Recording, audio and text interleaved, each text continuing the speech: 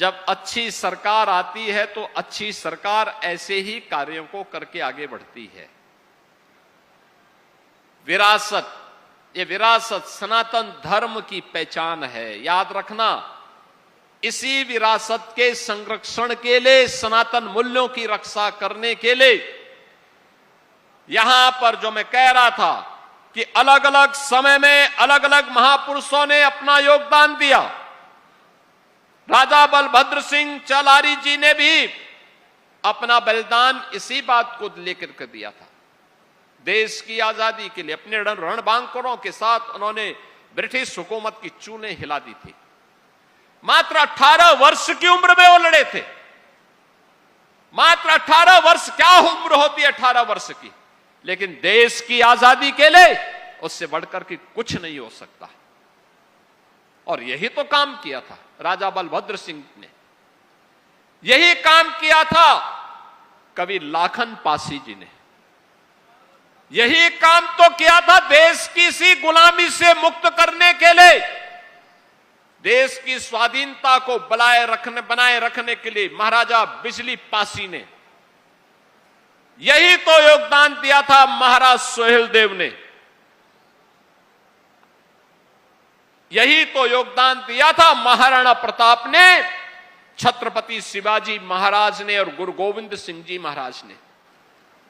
आज हम स्मरण करते हैं इसलिए क्योंकि देश की स्वाधीनता को बनाए रखने के लिए उन्होंने अपना योगदान दिया। और ये मेरी सरकार का सौभाग्य है, हमारी सरकार ने महाराज सोहेलदेव का भव्य स्मारक बहराइच में उसी स्थान पर बनाया है जहां पर महाराजा सोहेलदेव ने एक विदेशी आक्रांता सालार मसूद को मारा था।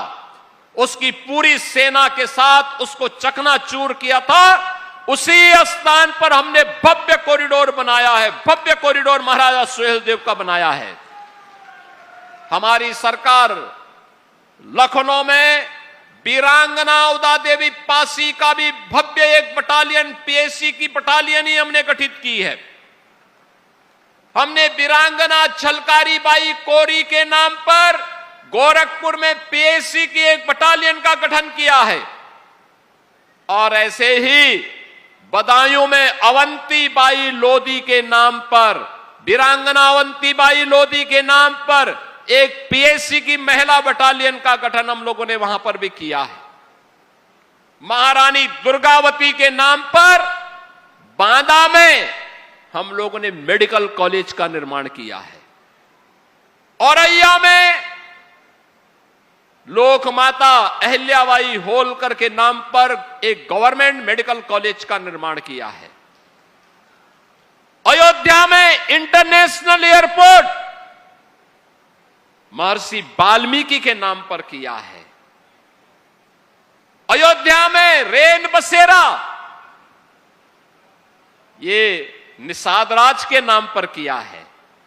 यानी हर महापुरुष को, जिस भी महापुरुष ने देश के लिए योगदान किया है, सनातन के लिए अपना समर्पण किया है, हमारा दायित्व बनता है उनको सम्मान दें, उनके गौरव को, उनकी महिमा को वर्तमान पीढ़ी को अवगत कराएं और उन्हें इस बारे में अवगत कराएं कि सनातन की सुदृढ़ नींव पर ही हमारा उज्जवल भविष्य निर्भर करेगा। हमारा भविष्य इस पर निर्भर करेगा। सनातन सुरक्षित है, हम सब सुरक्षित हैं।